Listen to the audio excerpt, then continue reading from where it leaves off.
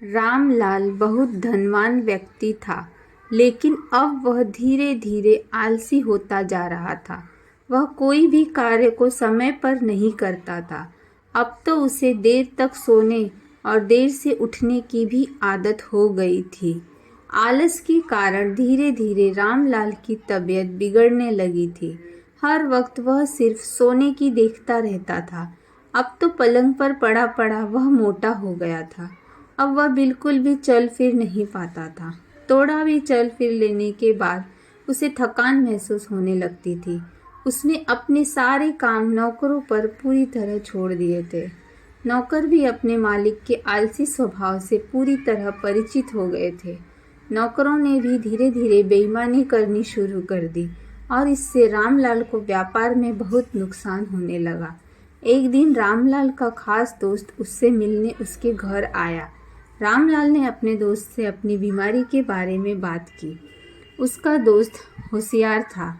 वह रामलाल को बहुत अच्छी तरह से जानता था, इसलिए वह तुरंत समझ गया कि उसका आलसपन ही सारी बीमारी का जड़ है।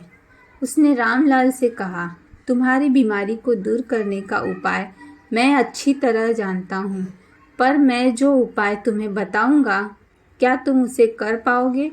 क्योंकि उसके लिए तुम्हें जल्दी उठना पड़ेगा।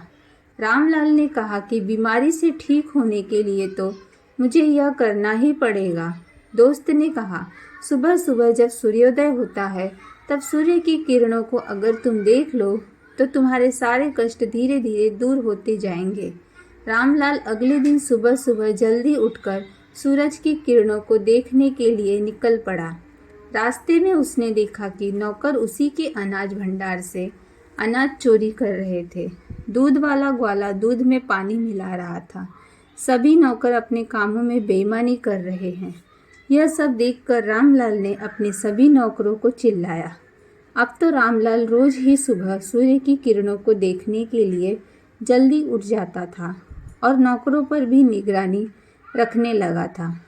अपने मालिक को रोज आते देख भंडार से चोरी पूरी तरह से बंद हो गई। सभी नौकर अपना काम अब ठीक से करने लगे। चलने फिरने से रामलाल की तबीयत भी ठीक होने लगी। कुछ महीनों बाद रामलाल का दोस्त वापस उसके पास आया। रामलाल ने मित्र से कहा, मित्र, तुमने कहे अनुसार मैं अब सुबह उठकर सूर्योदय की किरणों को देखता हूँ।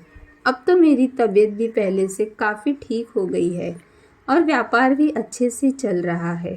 मित्र ने कहा, तुमने जब से खेतों में जाना शुरू किया है, तुम्हारे यहाँ चोरी बंद हो गई और तुम्हारा स्वास्थ्य भी पूरी तरह से ठीक हो गया।